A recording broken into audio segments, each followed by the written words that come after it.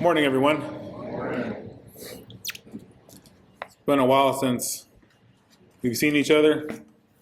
So, Esmeralda's not here today. She's still not feeling too well under the weather.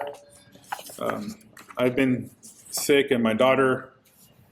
And I was telling James this morning that it was pretty tough this morning. I was really, really winded and still have congestion, but it's been over 2 weeks. So I wouldn't be here if I thought I would be maybe get somebody else sick. But we even talked about it too. And we said if I still wasn't well, then maybe I would depart after the class. But I definitely don't want to do that. I always want to make sure that I put God first and don't fail this church. And giving the class with the youth, that actually lifted me up, and so I feel a lot better being here and seeing all of you. I love you all, and so my wife's not here right now. She's been under the weather, and then unfortunately, with my mother, she hasn't. She goes to chemo 3 times a week, but she did fall and basically almost dislocated her shoulder. And so now my wife, she hasn't really been working to attend to my mother-in-law and to help her 24/7 and showers and the medicine. And that's a 24/7 thing that my father-in-law just doesn't understand how to really care for her. So it's been a little tough. It's been kind of stressful, her not being there, me not sleeping with her. I'm used to her snoring, and, you get, she's not here right now, so I'll tell this. But when we first got married, I remember it was tough because she snores. We say she snores like a man. I snore like a woman, meaning mine's very low. You can't really hear my snores, but hers are very strong. And so I remember when we first got married, it was really tough. I couldn't really fall asleep. I wasn't used to it. And I remember I would try to fall asleep in the living room, and then she would wake me up and say, "Mario, I can't sleep without you." And I'm like, "Well, I can't sleep if I go with you." So then I would go with her, and I would wake up like at 4 a.m. to go to work, and I wouldn't really get sleep. But now I need that snoring. And so I can't really fall asleep without her. I'm just used to her. And so it's been it's been tough, It maybe didn't sound too nice, but it was supposed to be nice. But we're going to be reading and studying Abraham. And I know I've been giving quite a bit of sermons regarding Abraham. And so we've already learned quite a bit about him and his story and, the father of faith. And, the last time I gave a sermon, we saw that he was advocating for his nephew Lot, not only Lot though, but for the whole city of Sodom. Are you going to destroy this whole entire city of this 50 righteous people? And so we see who Abraham has become, who God has been molding Abraham and helping him in order to him to become the man, that he is. And now we're going to be reading, which in my personal opinion, is one of the most powerful chapters that there is in the Bible, which is Genesis chapter 22.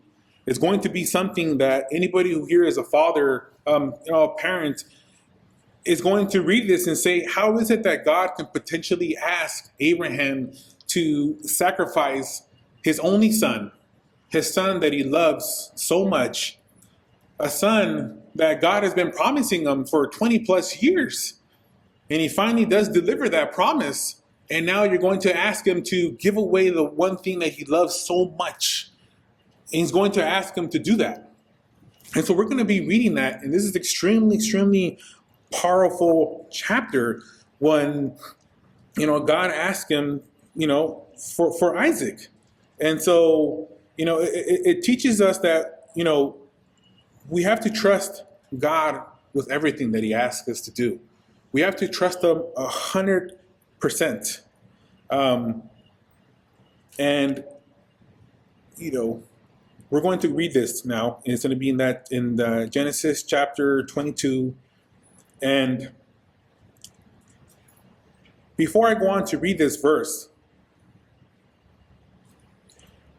have you ever had a moment in your life where God asked you to give something in your life, something that you feel it's yours, something that you think God has given you, something that you love so much, and God asks you to give that up? Not something that's sinful, not God telling you, give up something that's very sinful in your life that is negative to your life, but to give up something in your life that means something to you in a positive way that you thought was yours, and he asks you to do that. And you think about this. And you kind of ask yourself, well, why should I give that? Because that's the normal reaction of us all, to be honest with you. If God asks us to give something away that we think is very precious to us, we're probably going to question it. We might ask ourselves and ask Him, God, why are you asking us to give this up? Why are you asking us to give this up? It's the question. Well, when we read through this, we're going to see that Abraham doesn't question nothing. It doesn't say anything about that. He just immediately says, here I am, and he obeys and he does it. It's a type of faith that is extremely powerful and precious, and we see here that Abraham is doing this. And so we're going to go ahead and read this, and in verse 1 through 2 it says, in Genesis chapter 22, verse 1 through 2, and just to be mindful, whenever I am reading this, I do understand that I talk fast, and if you've ever heard me give a sermon in Spanish, this is nothing. In Spanish, I speak extremely fast. And so whenever I'm giving the sermon, I always remember about Mary. When Mary tells me, you need to slow it down. And so I do think about you, Mary, and I do try to really slow it down many times. And so sometimes I get so excited, so I just caught myself now, so I'm going to slow it down. So in verse 1, it says, sometime later, God tested Abraham. He said to him, Abraham, here I am. So Abraham's answering immediately, here I am. I'm here. I'm ready for whatever you tell me to do, whatever you ask me to do. I'm ready to learn. I'm ready for you to teach me. I'm ready to obey. That is what Abraham is saying at that moment when he answers God. And he replies, then God said, take your son, your only son, whom you love, Isaac, and go to the region of Moriah. Sacrifice him there as a burnt offering on a mountain I will show you. Think about that. And think about how impactful these verses are, what God is asking him to do. It says Isaac was the child that he had promised him for so long. The child, his seed, that is going to be his generations and spread in the stars. And he's telling them this. He's waited for this for over 25 years, and now he's asking them to sacrifice him. God wasn't asking just for a possession. He was asking for Abraham's heart. He was asking him to give away the one thing that he loves most of all in this whole entire world there, and he's asking him to do that. And before I move forward, God is telling him, your only son. But we do know that there was another son, right? We do know that Abraham had Ishmael, right? I know we didn't read this, but if we read in chapter 21, Sarah asked Abraham to basically let go of Ishmael and Hagar. You need to get rid of them because I'm not going to have them be raised with my son. This is our son Isaac, and I won't have this. Abraham was torn because that's his son and he can't believe it. But God tells Abraham, do as Sarah has told you. I'm not going to abandon Ishmael. Ishmael will be blessed. He won't be abandoned. Go ahead and do as your wife tells you to do. And that's why he says your only son. That's what God means. So at this moment, he is saying, this is your only son. He didn't abandon Ishmael, but at this point, Isaac is what's going to be the future and what's going to be growing there. And he tells him to basically sacrifice him. He's asking him to give away the closest thing to his heart, the one thing that he loves the most. And there's a lot of things that are probably going through his mind. How is it that this is a son that you promised me for so long?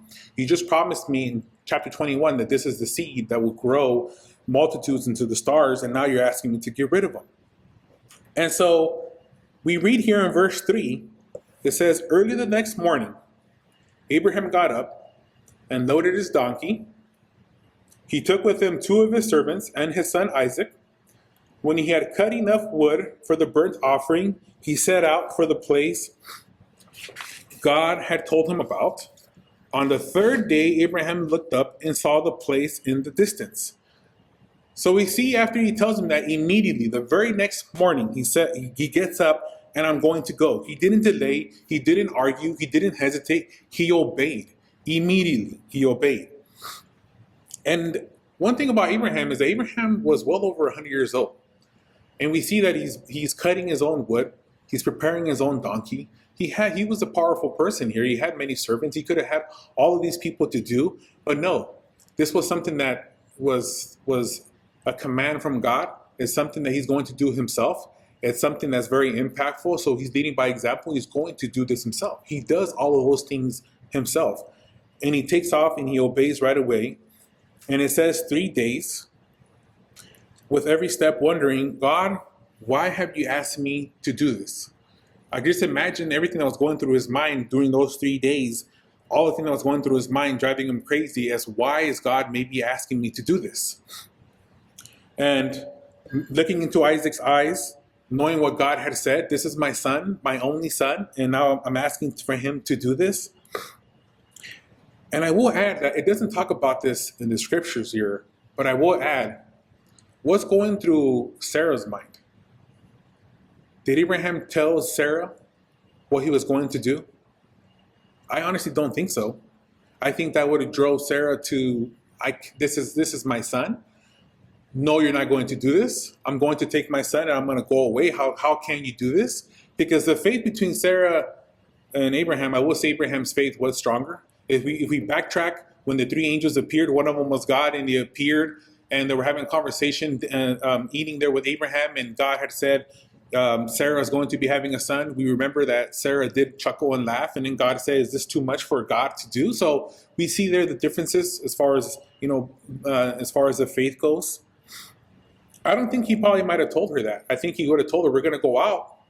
But as far as what God had asked him to do, I'm not sure if he probably would have relayed that information. I don't think Sarah would have just done nothing and allowed that to just continue on as being the mother. I don't see that.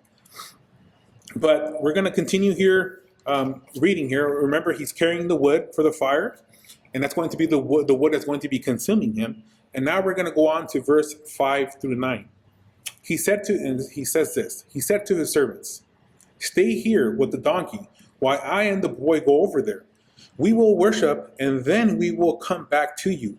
Abraham took the wood for the burnt offering and placed it on his son Isaac.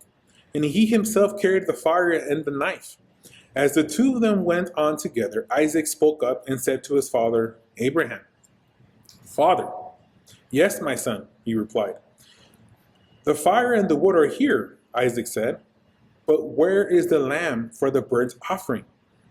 Abraham answered, God himself will provide the lamb for the burnt offering, my son. And the two of them went on together. And when they reached the place God had told him about, Abraham built an altar there and arranged the wood on it. He bound his son Isaac and laid him on the altar on top of the wood. Think about what's going on here now. At this moment, there's a possibility Isaac didn't really understand what was going on, what was going to be happening. But now he understands what's going on. It's starting to click in Isaac's head. And I will add that this is the first time in the Bible where the word worship in reference to God is mentioned. And so it's the first time that we're seeing this in the Bible from the beginning, from Genesis chapter 1. Do you think that Isaac would have been able to just not lay down on that? He says he bound his son Isaac and laid him on the altar on top of the wood. Abraham's over 100 years old here. You don't think that if Isaac wanted to, he could have just got away and ran away? He's so young, full of energy. And think about that. That means that Isaac had to submit to his father. That means that Abraham was doing a great job in raising his family as a godly man.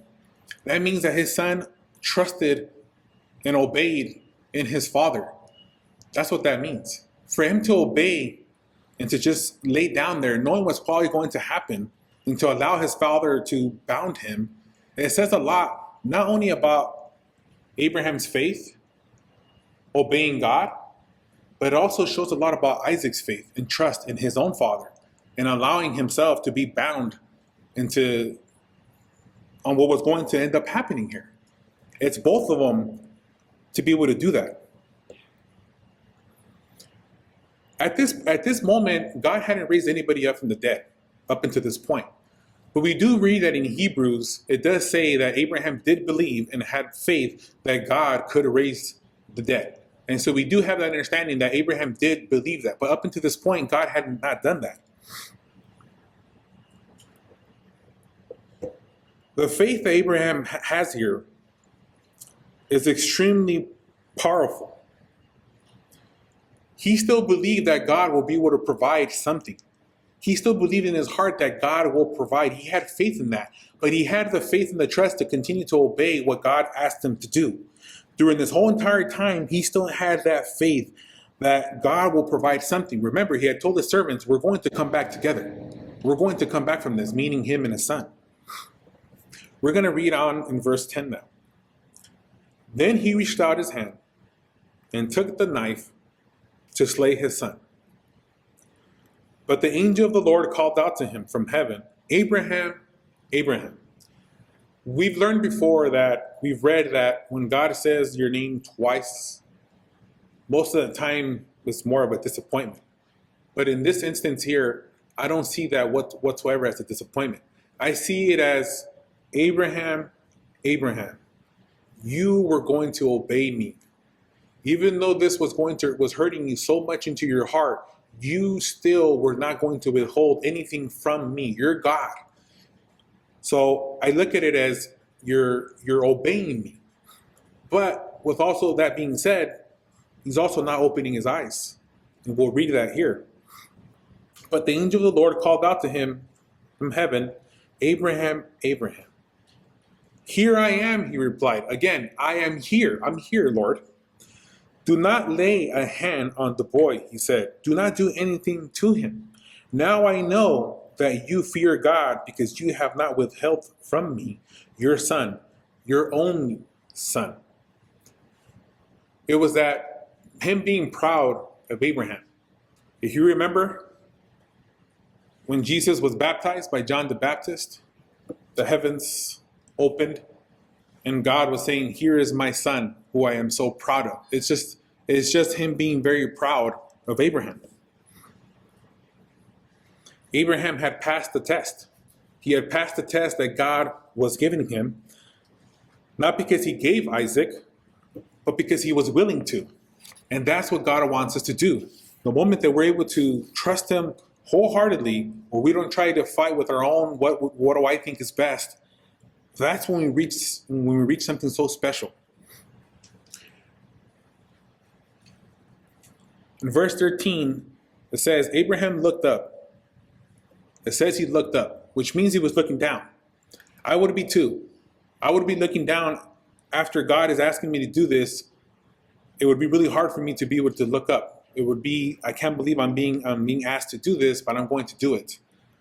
And so it says, Abraham looked up, and there in the thicket he saw a ram caught by its horns. He went over and took the ram and sacrificed it as a burnt offering instead of his son.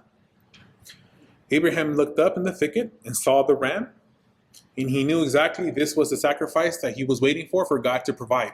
He had faith until the very, very end. Even when he would raise his hand with the knife, he still had faith that God was going to provide something for him. Because we understand that God is not a liar. We know God doesn't lie to us. And when God promises something, he fulfills that promise. And God had promised them a son. And he said this would be your seed that would grow into multitudes. And so that was his only seed there. And so why would God contradict himself? He had faith in that. At the exact moment when Abraham's obedience reached its peak, God opened his eyes and he told them, don't touch the boy. And honestly, sometimes we miss God's provision because we're looking down in despair instead of up with faith. We're feeling so sorry for ourselves and what's going on in our lives, or we're not happy how things are going, or we're not following God's word, or we're disobeying him, and we're just feeling so down to ourselves that we're just looking down, and we're always looking down instead of us looking up and looking at what's in front of us. Because I'm pretty sure that this ram was right there.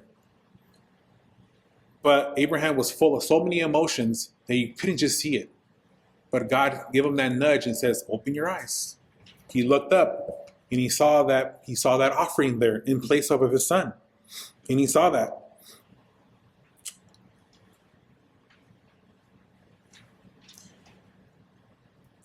I dare say that with us being here in the church, we definitely need to ensure that we're opening our eyes and we're looking in front of us and seeing what's there and making sure that we don't miss anything and making sure that we're always obeying God's word and living by an example.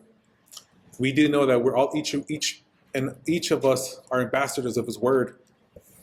And all that God wants us to do is just build us up.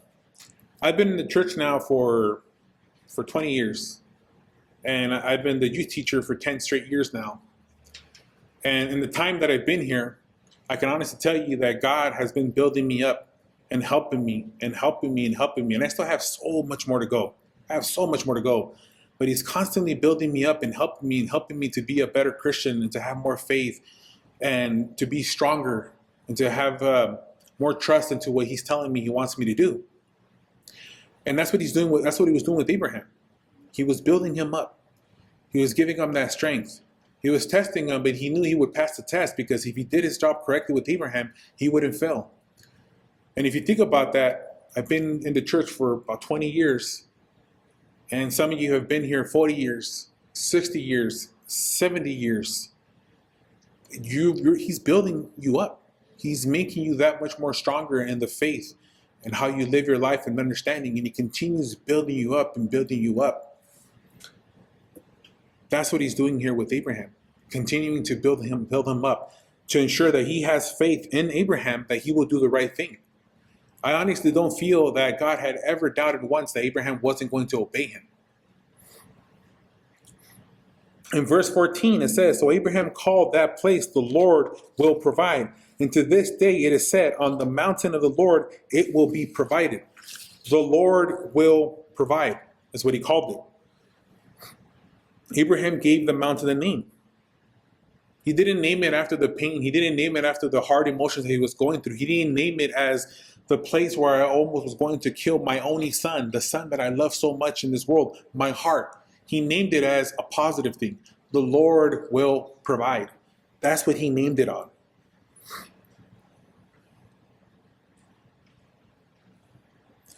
Will you call it by your fear, or will you call it by God's fulfillment? How is it that we're going to be looking at things? So many things happen in our lives where, yes, it is a negative thing, a potential negative thing. But how is it that we turn it around into a positive thing? Into something that's going to be stronger for us and to build us up into something stronger for us? Because everything that happens in our lives, negative or not, we're always able to learn from everything. Everything we're able to learn it and for us to become much more stronger. We're Christians always. We always have to obey what God asks us to do. What God did for Abraham, he can still and still does it today in our lives right now. On the mountain of surrender, he will provide. He does it in our lives right now.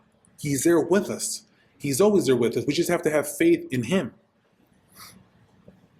In verse 15, it says, "The angel of the Lord called to Abraham from heaven a second time and said, I swear by myself, declares the Lord, that because you have done this and have not withheld your son, your only son, I will surely bless you and make your descendants as numerous as the stars in the sky and as the sand on the seashore. Your descendants will take possession of the cities of their enemies, and through your offsprings all nations on earth will be blessed because you have obeyed me." You see, we see there now that he sees that you obeyed me and he's blessing him, and he's blessing him abundantly. God confirms his covenant that he did with him. The angel of the Lord called to Abraham from heaven a second time. A second time he's calling him. This is the second time that God is speaking to him from the heaven in this chapter. 2 times he is speaking to him. The first time he told him to stop, lower your hand, don't do that. And now he's calling to him again. He's telling him, I'm going to be blessing you because you obeyed me. You obeyed me because you were willing to surrender, God says. You weren't fighting against me. I will bless you. I will make your descendants as numerous as stars. Through your offsprings, all nations will be blessed. Obedience releases the blessings, not just for you, but for your generations, for everybody, for your sons, for your daughters, for everybody that is here. Not just yourself, but it also helps others around you to build other people up, not just yourself. And when we think about that, who is that offspring? He talks about the offsprings, right? And blessing us. Who is that offspring? We just partake of the Lord's Supper. It's Jesus. Jesus is that offspring here that he's talking about that will bless all the nations. From Abraham's line, offered a mountain given to us, and it's Jesus. Two different stories, similar, two different outcomes. In verse 19, it says, Then Abraham returned to his servants, and they set off together for Beersheba, and Abraham stayed in Beersheba. So Abraham returned. He returned together. You don't leave the mountain of surrender the same way that you came back. I can assure you that he came back a stronger person. And he was blessed so much more by God. And God had always blessed Abraham, but he continues to bless him. And that's why he's called the father of faith. You leave change. You're closer to God. When we go through something that's very impactful in our lives, we do change. We become stronger. Something that hurt us so much that we cried, we become a stronger person. We become stronger, and people around us can see it. The way that we conduct ourselves with our families, with our co-workers, with our friends, we become changed. We become stronger in the faith, and which is God wants us to do, is to become stronger in the faith. I'll repeat that. Many times we're not seeing in front of us. We're looking down. We're not seeing what's in front of us. And we're not allowing ourselves to be able to change into a better person. We're not obeying what God is telling us to do in our lives because we don't trust in him.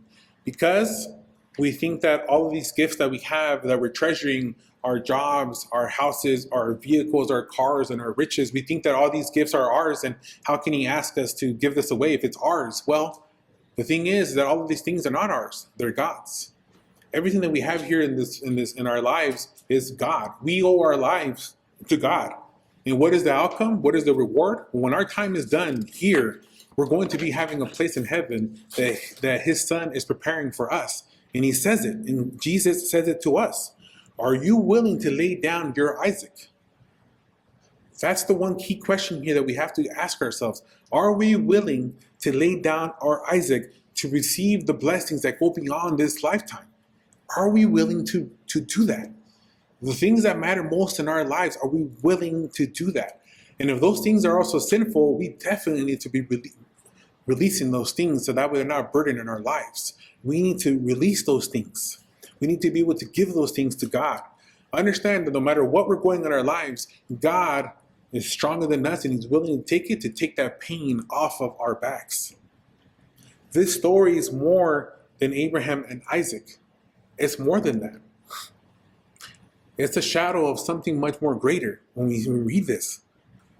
On the other mountain, another son was forced to take down his own wood. To take his own wood, where people were belittling him, making fun of him, spitting on him. But this time, God didn't offer a different sacrifice. This time, it was God's son. It was God's son that was going there. There would be no ram in the thicket there in replacement of Jesus. And Jesus obeyed. He obeyed until the very end, even though he was a man that was going through pain. And he knew the pain that he had to go through. He obeyed his father all the way until the very, very end. God stopped Abraham's hand, but when it came to his own son, he didn't hold that back. You see what I mean? The one thing that God loves so much in this world is his only son. He gave that for us.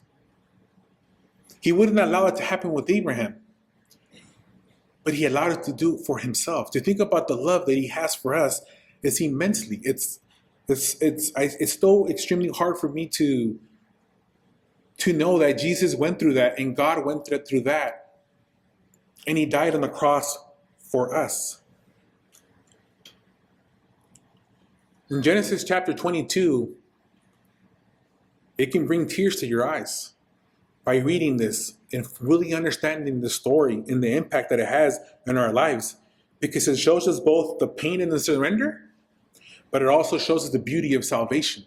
There's the beauty of salvation that we have in Jesus.